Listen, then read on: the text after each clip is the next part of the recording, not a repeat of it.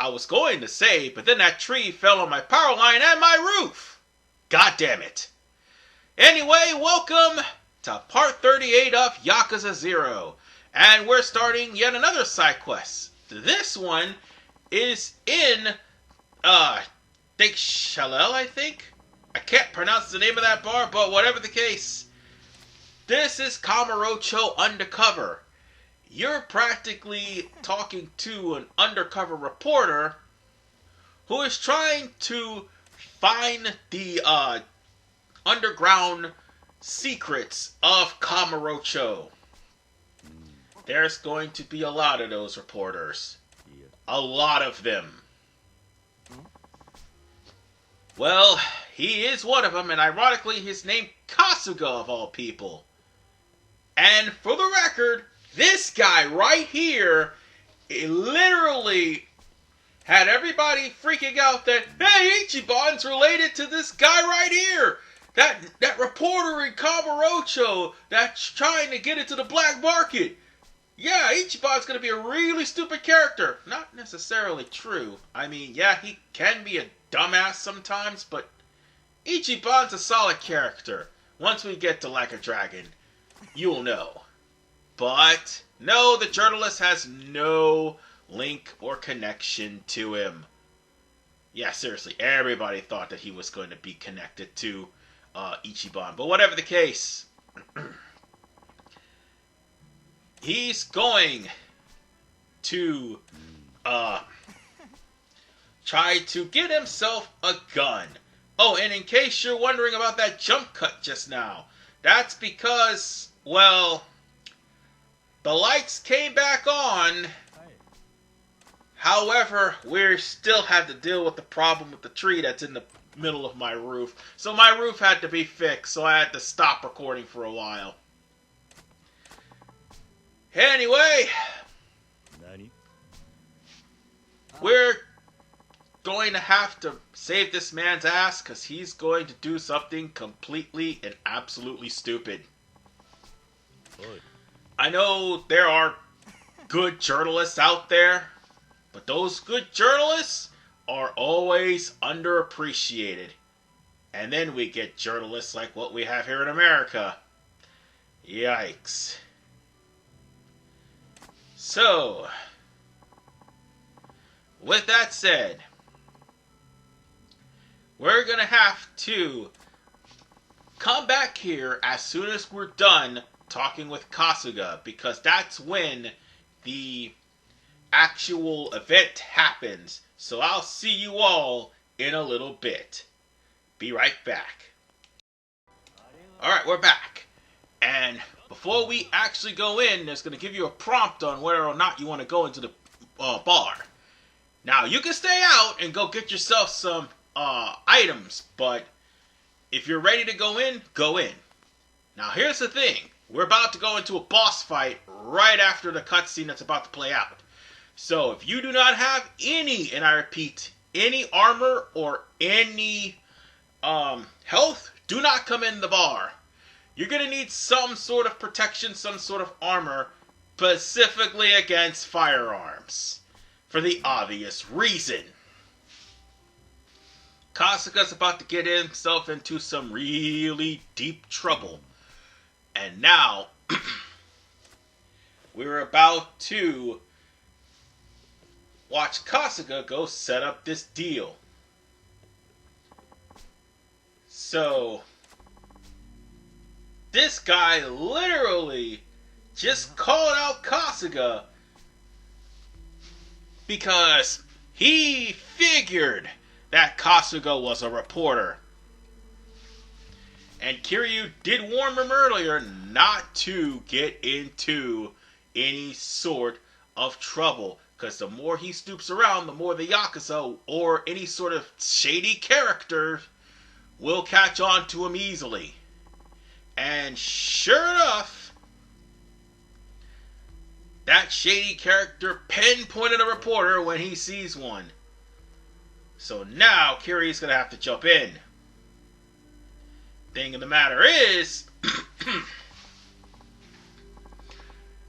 this guy is about to fight And yeah, Kiryu had to lie and said that the guy's a sworn brother.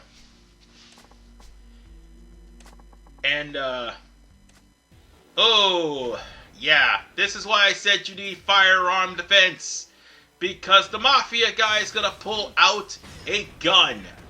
Doesn't matter, because he's a basic mook. But if you're not strong enough to take him down, well, guess what? He's going to shoot you.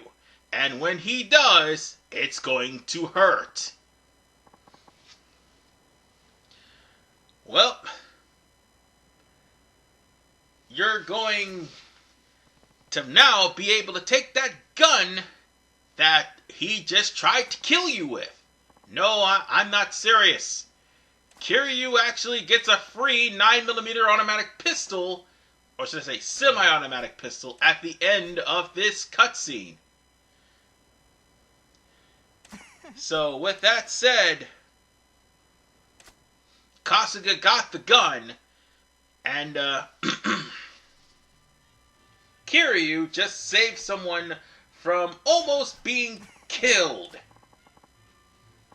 It's not the first time, and it damn sure is not going to be the last. By the way, I bet you're wondering, what am I doing with this undercover reporter?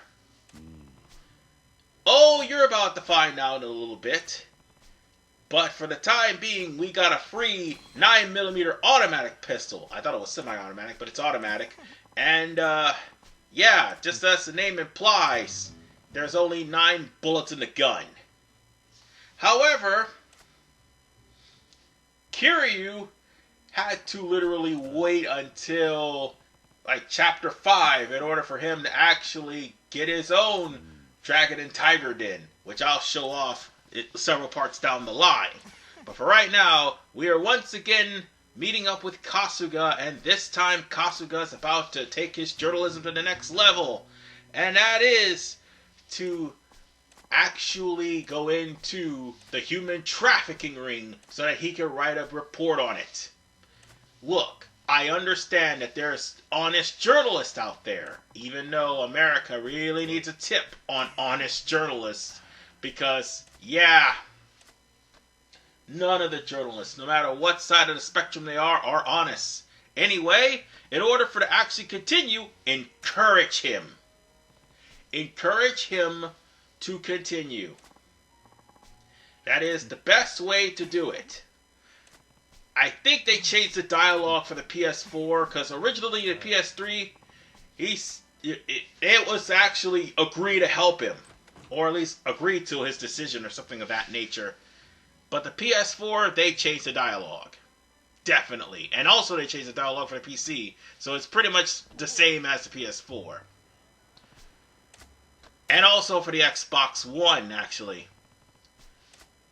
So you've got to come back later after you talk to Kasuga, and you find out that Kasuga has yet to return. As a matter of fact, Kasuga is probably still on Pink Street. Although the bartender actually is concerned because Kasuga hasn't shown up yet. It seems that he's still on the deal in Pink Street, and Kiryu has every right to be afraid. So, let's go on ahead and look for... Oh, right. Here's the other thing. Actually, before you went back to the bar, you were supposed to follow Kasuga, and Kasuga actually talked to the guy, and then afterwards, Kasuga ends up getting jumped after you come back to Pink Street the second time. So you make 2 visits. The footage messed up somewhere along the line because, you know, it stalled. Sorry about that, folks. But yes, you do make 2 visits to Pink Street. The first visit was when he meets this guy.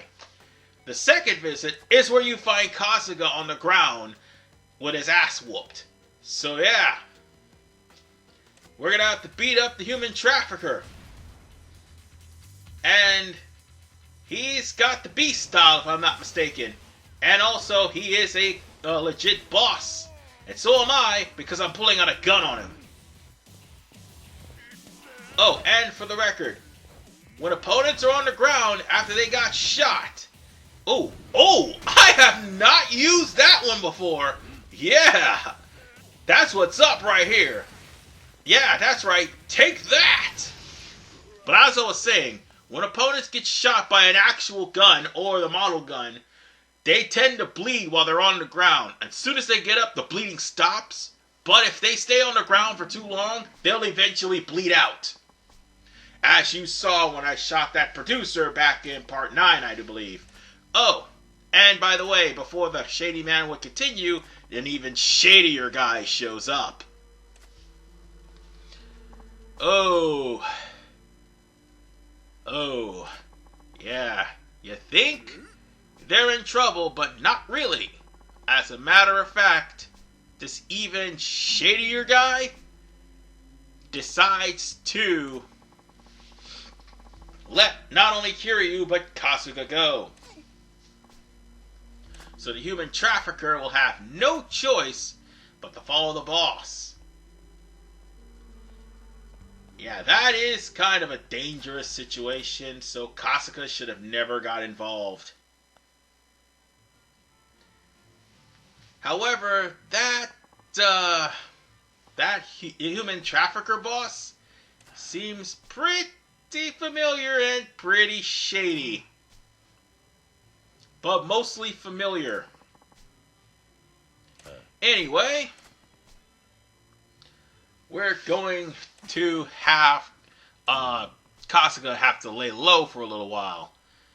Because his journalist tactics almost got him killed twice. So, yeah. At least Kasuga actually does have the spirit to try to expose the corrupt underbelly, not because of money or profit, but he does it just because of he has the heart of a journalist to do so. And this dude still wants to try to write a paper. And then the barkeep actually tells them not to get into any more trouble. And then the barkeep definitely reminds me of someone very important. You know, that guy that was just there. Yeah, in fact, that was the barkeep. The barkeep literally saved our lives. And with that said, we managed to succeed human trafficking. So, no, actually the human trafficking subsorting. So what we're going to do now, we're going to go and beat up this Nove Rich right here. Oh, yeah, I'm going to have to put on those ridiculous Mew shoes. Because, again, I've stated the Mew shoes will not only bring forth more Nove Rich, but will allow you to gain more money from battles, not just with the Nove Rich, but also with all of the other mooks. Hell, you may even gain more money from Mr. Shakedown. Well, provided you also have the upgrades from the shrine, that is, via completion points. But why did we complete that human trafficking subquest? Because we needed another employee, and Kasuga is in fact that employee. If I'm not mistaken, he is another manager. So, now we've got ourselves more managers to work with, so that we can go on ahead and beat the Pleasure King. And speaking of which, let's see how much percentage we have. Oh, we're at 17%. Yeah, we still gotta rebuy all of those properties again. Yeah, that sucks, but hey, that's what happens when you don't save. I was already at 30% before that, but you know, I fucked up and didn't save. Alright, we're gonna go for you. Yes. Honestly, let's go for Miracle. Yeah, let's show off what Miracle can do. Work your magic, buddy. S-rank that. And we got one more to S-rank. Maybe I don't think Miracle need to work my magic because I've dropped down to 46 million. But hey, at least I went there and powered up those two those two areas. Meanwhile, we just need to power up No Pants Barbecue and invest in Moscow Western Cuisine, which I'm going to end up having to rebuy again. And invest in Hayashi Construction.